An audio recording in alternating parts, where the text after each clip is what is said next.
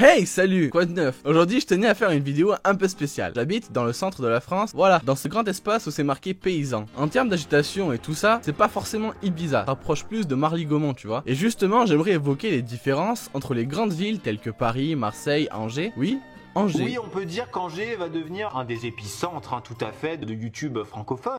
Dans mon bled, on te dit bonjour, tu dis bonjour, c'est normal.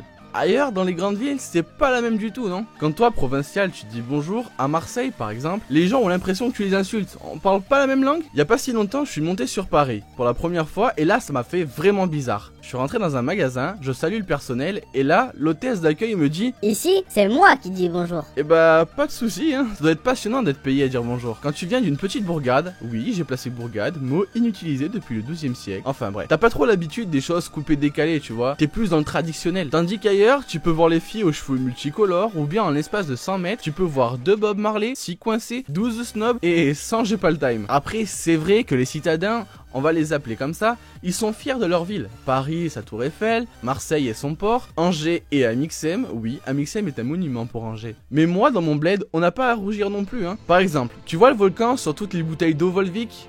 Eh ben c'est de chez moi, et oui, et au passage, ça s'appelle le puits de la vache. Je sais, c'est pas très classe, mais on fait avec. Autre chose, pour la hauteur, on a aussi le puits de Dôme, et ça c'est vraiment très classe. Et y a pas d'attente contrairement à la tour Eiffel.